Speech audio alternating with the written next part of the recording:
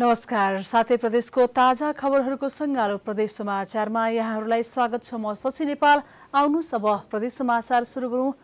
मुख्य प्रदेश समाचारबाट। सिन्धुपाल्चोकमा बाढी र पहिरोमा परि 3 जनाको मृत्यु, 20 जना बेपत्ता भएकाहरूको खोजी कार्य जारी।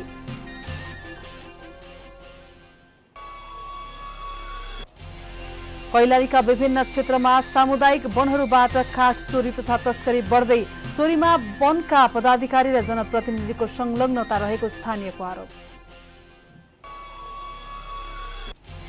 पूर्वी तराईका जिल्लाहरूमा खेतीयोग्य जमिन प्रतीक हुन थालेपछि जमिन बाँझो हुँदै जमिन घर घडेरीमा परिणत भएपछि धान उत्पादनमा कमी।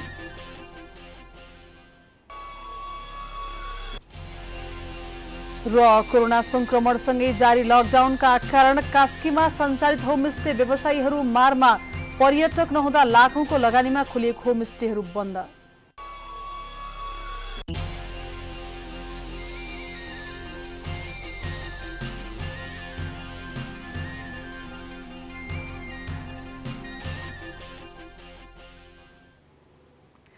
आजको प्रदेश समाचार सुरु गरौँ। बागमती प्रदेशको सिन्धुपाल्चोकमा आएको बाढी र पहिरोका कारण ज्यान गएको सम्बन्धी प्रसङ्गबाट।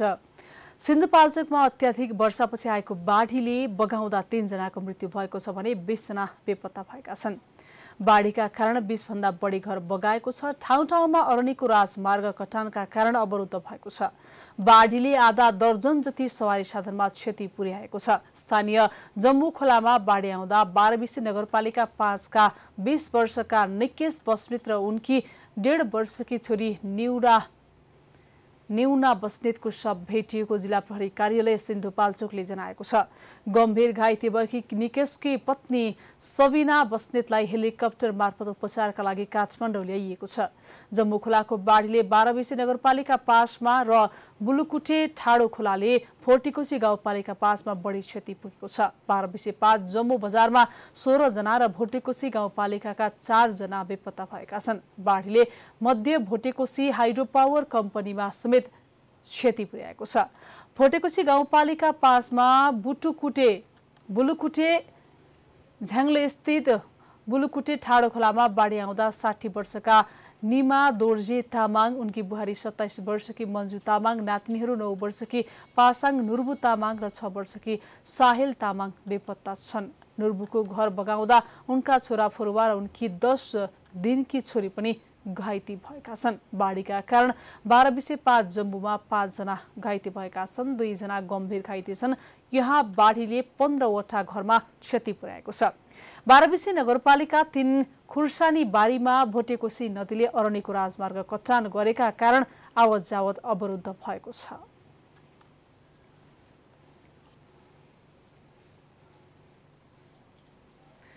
अबको पालोमा सुदूरपश्चिम प्रदेशको कैलालीमा सामुदायिक वनबाट काठ चोरी तथा तस्करी गरेको सम्बन्धी प्रसङ्ग रहेको छ। कैलालीका विभिन्न क्षेत्रमा रहेका सामुदायिक वनहरूबाट काठ चोरी हुँदै आएको खुलेको छ। काठ तस्करहरूले कैलाली गाउँपालिका 9 स्थित समाज सुधार सामुदायिक वनबाट काठ चोरी गर्दै आएका छन्।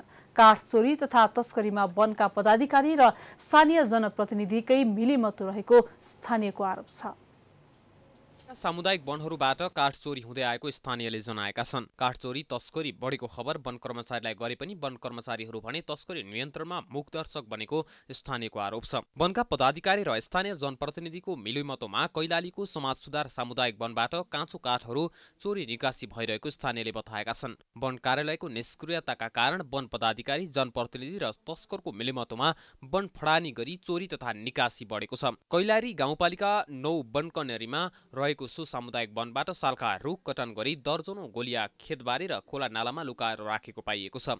डिभिजन वन, सब डिभिजन वन कार्यालय फुलबारी र वडा अध्यक्ष लगायतका वनमा कार्यरत पदाधिकारीको मिलोमतोमा काठ चोरी तथा तस्करी भएको स्थानीयको आरोप छ। खेतको खोलसम्म चिरानी भएको थियो सर। त्यो के भनेर ल्याए खासमा पदाधिकारीहरूले काठ?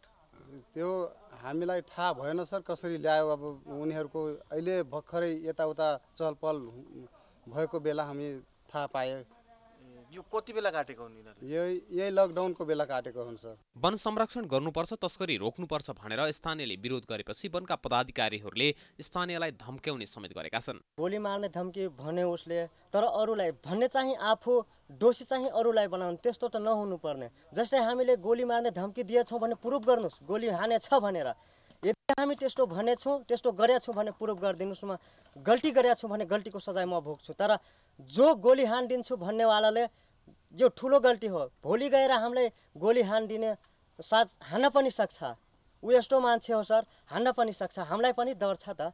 काठ तस्करीको अभियानमा नै स्वयं कैलाली 9 का वडा अध्यक्ष खेम चौधरी संलग्न रहेको स्थानीयको भनाइ छ। तर वडा अध्यक्ष चौधरीले भने काठ तस्करीमा आफू संलग्न नभएको बताएका छन्। जोटकाडी भइसक्यो, अतिक्रमण हुन लाग्यो, अनि त्यो अतिक्रमण रोक्नको लागि कसरी हुन्छ भनेर मैले टारबार लगाएर बाँस लगाइदिउँ। मैले आफ्नो नाम सारिन, मैले त्यसमा न केही मैले आस्था खाएको छु न के गरेछु, त्यसमा के गरेछ त्यो क्लबहरू जस बाँस लगाइदिएछु। भोलिपल्ट स्कुल चल्ला कोही क्लब लिएर मैले आफ्नो लागि गरेँ। एउटा वडा अध्यक्षको हैसियतले नगर मिलेन, त्यसमा बरु टारबार गरेर रोकिदिउँ। उक्त क्षेत्रमा काठ चोरी, तस्करी तथा अतिक्रमण बढेको वन कर्मचारीहरूले पनि स्वीकारेका छन्। सो वनमा दर्जनौं रुखहरू काटिएको भेटिएका छन्। जंगलमा अतिक्रमण बढेको र अतिक्रमणमा संलग्न भएको आरोपमा वनका अध्यक्ष रमेश चौधरीलाई वन मुद्दा लगाई कारबाही प्रक्रिया अगाडि बढाइएको सब डिभिजन कार्यालयले जनाएको छ। सामुदायिक वनमा यो लकडाउनको अवधिभर केही काम भनौँ न, त्यहाँ चाहिँ सामुदायिक वन र त्यहाँको उपभोक्ताहरूले के कति काम गरेको रहेछ।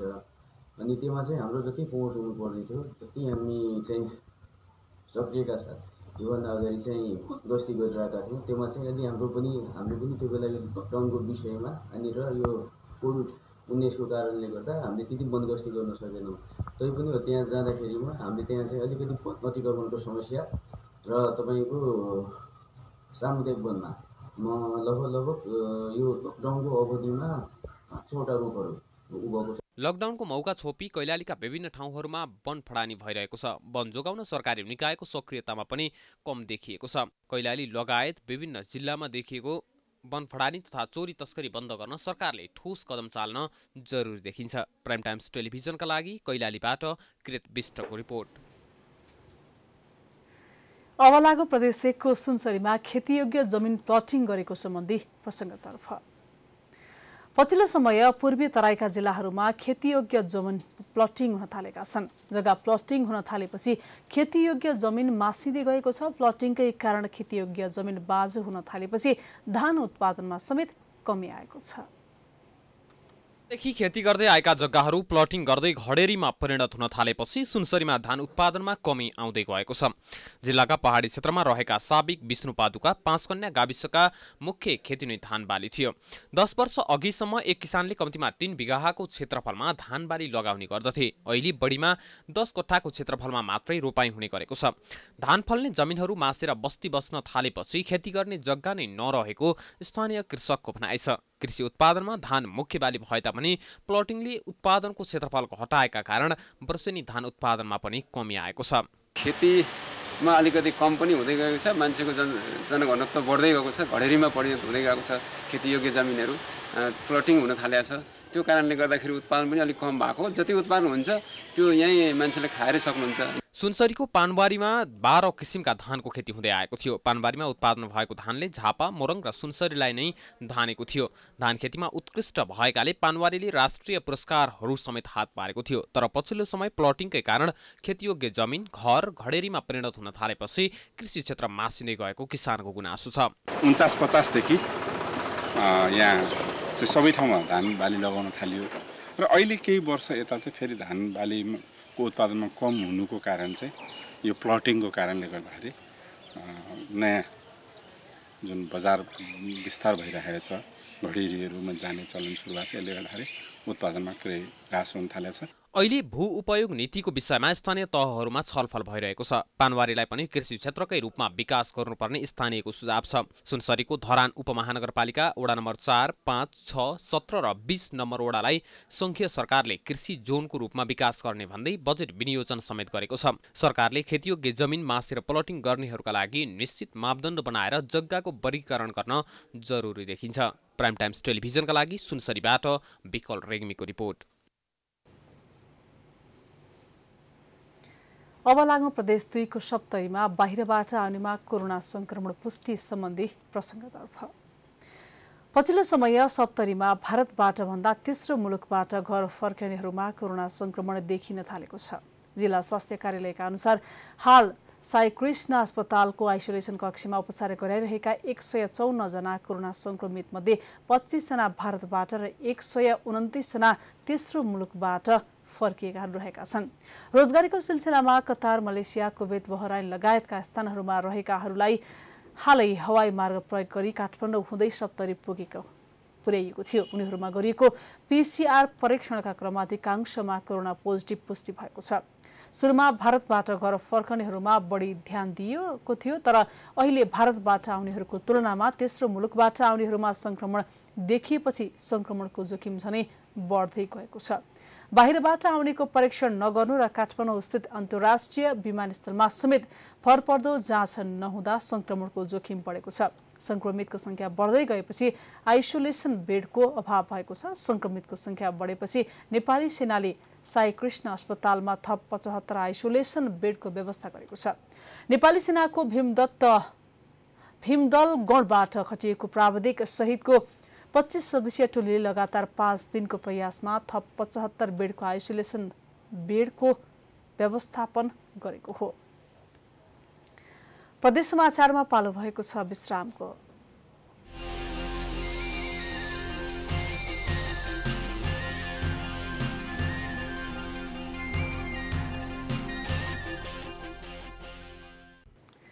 विश्रामपछि स्वागत छ। अबको पालोमा प्रदेश 5 को दाङमा स्मार्ट कृषि गाउँ कार्यक्रमबाट किसानले गरेको आमदानी सम्बन्धी प्रसङ्ग। 2 वर्ष अघिदेखि दाङमा सुरु भएको स्मार्ट कृषि गाउँ कार्यक्रमबाट किसानहरूले लाभ लिन थालेका छन्। प्रदेश 5 सरकारले 2075 सालमा कृषिको पकेट क्षेत्र विकास गर्ने योजना अन्तर्गत दाङका 6 गाउँलाई स्मार्ट कृषि गाउँमा परिणत गर्ने योजना अगाडि बढाएको थियो। कृषि ज्ञान केन्द्र दाङको समन्वयमा एक सांसद एक कृषि गाउँ अन्तर्गत दाङका 6 गाउँलाई स्मार्ट कृषि गाउँ बनाएको हो। देउखुरी क्षेत्रमा लमहीको हरदवा, गढवाको गुसुरा, घोराई 8, स्यानी गाउँ तुलसीपुर 14, लोहाडबरा मटेरा, बङ्गलाचुलीको रिनेभाट, बङ्गलाचुलीको रिभान्टोल गाउँ र शान्तिनगर वडा नम्बर 7 दोबीचौर बुढाडा बरमा स्मार्ट कृषि गाउँमा लागू भएको छ। स्मार्ट कृषि गाउँ लागू भएको शान्तिनगर गाउँपालिका वडा नम्बर 7 का मोहनलाल खत्रीले कृषि व्यवसायबाट राम्रो आमदानी गर्दै आएका छन्। यसअघि परम्परागत रूपमा धान र मकै खेती गर्दै आएका खत्रीले व्यावसायिक तरकारी खेती गर्न सुरु गरेका हुन्, जसका कारण उत्पादन र आमदानीले ठूलो परिवर्तन गराएको छ। सरकारले किसानहरूका लागि तरकारीको बिउ, टनेल लगायत सामग्री उपलब्ध गराएको छ। एउटा सानो टनेलबाट 15-20 हजार सम्म आमदानी हुने गरेको किसानको भनाइ छ। यसबाट हामीहरूले पाएका सहुलियतहरू यो टन्नेल, बिउ अनि सबै चिजहरू चाहिँ पायौँ र अनि पहिलाभन्दा हामीले धेरै लगायत पनि पायौँ। जस्तै 12-6 को चाहिँ टन्नेल दिनुहुन्छ, त्यसमा हामीले लगभग 10-12-15 हजार जति चाहिँ आमदानी निकाल्यौँ। 10 घर परिवारले व्यावसायिक रूपमै बेमौसमी तरकारी खेती गरेका छन्। किसानले अहिले टमाटर, लौका, काँक्रा, खुर्सानी लगायतका तरकारी खेती गरेका छन्। 2वटा टनेल बनाएका शर्माले 35 हजार भन्दा बढी आमदानी गरेका छन्। योभन्दा पहिला मैले खेती भन्नाले पोखरातिर सिलसिलामै पोखरातिरै जान्थेँ। स्मार्ट कृषि सुरु भयो, त्योदेखि मैले खेती गर्न सुरु भएँ। एउटा टनेलमा पनि राम्रै आमदानी भएको रहेछ, त्यो हिसाबले बढाउँदै गयो। मेरो लगभग 35 हजार जति एउटा टनेलमा निक्ल्यो। 2075 सालदेखि गाउँमा स्मार्ट कृषि कार्यक्रम लागू भएपछि 2वटा टनेल निर्माण गरी तरकारी खेती सुरु गरेको उनको भनाइ छ। गाउँमा 6 समूहमा 60 जना कृषकहरू उक्त पेशामा लागेको कार्यक्रम संयोजक दुर्योधन ओलीले बताए। 2075 साल 12 महिना 30 गते हाम्रो पहिलो वर्ष कार्यक्रम सम्झौता गऱ्यौँ। त्यो सँगसँगै हामीले कामको सुरुवात भनेको 2076 वैशाखबाटै लगभग 76 वैशाखबाटै सुरु भएको हो। वैशाखमा सुरु भइसके पछाडि अब त्यो वर्ष कार्यक्रममा हामीले 30वटा टनेल राखेका थियौँ र पहिलो वर्षमा 30वटा टनेल राखेर हामीले अब 60 जना किसान मध्येमा 30वटा टनेल राखेर हामी झन्डै 15 जना किसानहरूलाई टनेल वितरण गरेका थियौँ। 50 बिघा जमिनमा व्यावसायिक तरकारी खेती गर्न आबद्ध बनाउने र किसानहरूको आय आर्जनमा वृद्धि गर्नको लागि स्मार्ट कृषि गाउँ कार्यक्रम लागू भएको ओलीले बताए। प्राइम टाइम्स टेलिभिजनका लागि दाङबाट सुमन केसीको रिपोर्ट। अब लागु प्रदेश 5 को पश्चिम नवलपरासीमा स्थानीय तहले नगरवासीसँग गरेको छलफल सम्बन्धी प्रसङ्गतर्फ। नगरवासीले नवलपरासीको बर्दघाट नगरपालिकाले नगर क्षेत्रभित्र भएका विकासे गतिविधि र नगरवासीका अपेक्षाका बारेमा स्थानीयसँग संवाद कार्यक्रम गरेको छ। कोरोना भाइरसको जोखिमलाई मध्यनजर गर्दै नगरपालिकाले नगर क्षेत्रमा भएका विकासका गतिविधि प्रस्तुत गरी नगरवासीका अपेक्षाहरूमा सुझाव लिएको हो। नेपाल पत्रकार महासंघ पश्चिम नवलपरासीले संयोजन गरेको नगरपालिकाको विकास निर्माण चुनौती र सम्भावना विषयक कार्यक्रममा सहभागीहरूले आगामी वर्षका लागि नगरले गर्ने विकास योजनाका बारेमा चासो दिएका थिए। स्थानीयको चासोका बारेमा नगर प्रमुख धीरज वर्मा बस्न्यात र उपप्रमुख मायादेवी पौडेलले सम्बोधन गरेका थिए। बर्दघाट नगरभित्र भएका भौतिक पूर्वाधार लगायत समग्र विकासका गतिविधिहरूको बारेमा जानकारी गराउँदै शिक्षा, स्वास्थ्य र कृषिको क्षेत्रमा समग्रतामा समानुपातिक विकासको अवधारणा बनाएको नगरपालिकाले जनाएको छ। नगरपालिकाको विकासे पहुँच सबै क्षेत्रमा पुगोस् भन्ने सोचका साथ विकासका गतिविधिहरूलाई अगाडि बढाएको नगर प्रमुख धीरज शर्मा बस्यालले बताउनुभयो। कार्यक्रममा जनप्रतिनिधि, राजनैतिक दल, विभिन्न सङ्घ संस्था लगायत पश्चिम नवलपरासीका सञ्चार संस्था र क्रियाशील पत्रकारहरूको सहभागिता रहेको थियो।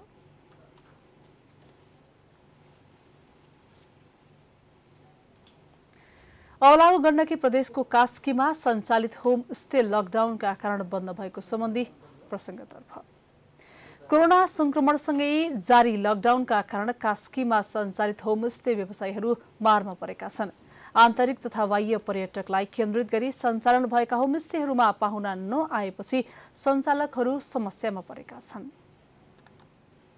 कारण कास्कीका विभिन्न पालिकामा सञ्चालित होमस्टेहरू बन्द भएका छन्। केही वर्षदेखि गाउँका दिदीबहिनी आफ्नै गाउँमा केही गर्ने उद्देश्यले सञ्चालनमा ल्याएको माछापुच्छे गाउँपालिका 8 स्थित खलेल गाउँमा सञ्चालित खलेल सामुदायिक होमस्टे यति बेला पर्यटकको पर्खाइमा रहेका छन्। कोरोना महामारीका कारण आन्तरिक तथा बाह्य पर्यटक आउन छाडेपछि होमस्टे बन्द नै भएका छन्। पहिला कोरोना नआउनुभन्दा अगाडि त अलिअलि भइराखेकै थियो। अहिले चाहिँ यो कोरोनाले गर्दाखेरि पाहुनाहरू खासै आउजात भएको छैन। अब हुनु कसरी हुनु होइन, अब त्यो हुने उस पनि भएन। अब पहिला यो होमस्टे चलाएर अलिअलि आम्दानी भइराखेकै थियो भनौँ। कसरी रमाउन चाहनुहुन्छ त्यसरी नै गर्छ। 8 जना स्थानीय महिलाहरूले मिलेर सञ्चालनमा ल्याएको उक्त होमस्टे सुरुका दिनमा राम्रै चलेको थियो। होमस्टे सञ्चालनमा ल्याएपछि राम्रै कमाइ हुने गरेको र घर खर्च चलाउन सजिलो भएको सञ्चालकहरूको भनाइ छ। तर कोरोना महामारीका कारण होमस्टे बन्द हुँदा आफूहरू समस्यामा परेको उनीहरूको भनाइ छ। लकडाउनले गर्दा मान्छे आइ छैन, हल्का फुल्का आउँदै गरिराख्ने थियो के अरे। आजकल यो कोरोनाले गर्दा कुनै मान्छे आएको छैन। यहाँ कोदोको ढिँडो, कोदोको रोटी अनि मकै अनि र यहाँ माथि गुफा छ, मन्दिर छ हेर्नको लागि। साह्रै धेरै त होइन, भइ नै आइरहेको छ। नेपाली विदेशी नि आउँछ, नेपाली नि आउँछ, प्रायः नेपाली आउँछ। 8 जना छ, 4 जनाले यता सामुदायिकमा गर्छ, 4 जनाले उता। होमस्टेमा आउने पर्यटकलाई स्थानीय स्तरमै गाउँमै उत्पादन भएको खानाको स्वाद, अतिथि सत्कार, शिष्ट बोली र पारिवारिक माहौल, आत्मीयताका कारण आकर्षित गरिन्थ्यो। करिब 70 जना क्षमताको उक्त होमस्टेमा गुरुङ वेशभूषा र स्थानीय सांस्कृतिक खलेल सामुदायिक होमस्टेको मुख्य आकर्षण रहेको छ। यो लकडाउनले गर्दाखेरि, कोरोनाले गर्दाखेरि ठ्याप्पै भयो, यस्तै हो। म चाहिँ अब म त आएको बेला 1 वर्ष भयो, घर बनाउन लाग्ने 1 वर्ष भएको हो। त्योभन्दा पहिला त मलाई थाहा थिएन होइन गाउँतिर अब होमस्टे बारेमा। तर पनि हामी आएर यो मैले चाहिँ पुस 15बाट हल्का फुल्का मान्छे राखेको हो, मान्छे आएको थियो। अनि यसमा चाहिँ अलि राम्रै हुँदै आएको थियो के अरे। अब ठ्याक्कै कोरोनाले गर्दाखेरि रोकिएको, न त ठिकै भइरहेको थियो। गाउँ पर्यटन प्रवर्धन मञ्च नेपाल गण्डकी प्रदेशले दिएको विवरण अनुसार हाल गण्डकी प्रदेशमा 273 वटा होमस्टे सुविधामा रहेका छन्। आम्दानीको स्रोत बन्दै जीविकोपार्जनमा सहजता बनाएको घरबास कार्यक्रम होमस्टेले नेपालका लोप हुँदै गएका मौलिक सांस्कृतिक संरक्षण गर्न समेत टेवा पुर्याएको छ। तर कोरोना महामारीका कारण बन्द हुने अवस्थामा रहेका होमस्टेहरूलाई जोगाइराख्न प्रदेश सरकारले ठोस योजना बनाउनु जरुरी देखिन्छ। कास्कीबाट अनिता घिमिरेको रिपोर्ट। यो सँगै हामी प्रदेश समाचारको अन्त्यमा आइपुगेका छौं। जाँदा जाँदै प्रमुख समाचार पुनः एकपटक। सिन्धुपाल्चोकमा बाढी र पहिरोमा परि 3 जनाको मृत्यु, 20 जना बेपत्ता भएकाहरूको खोजी कार्य जारी।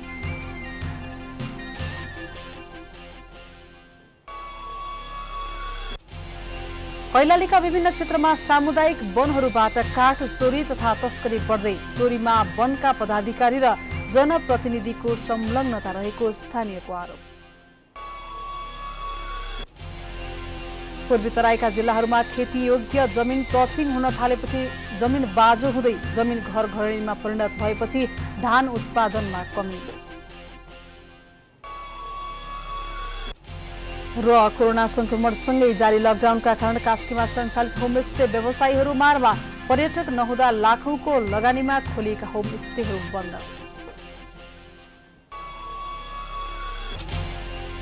प्रदेश समाचार अहिलेलाई सकियो। प्राइम टाइम्स टेलिभिजन हेर्दै गर्नुहोला। नमस्कार।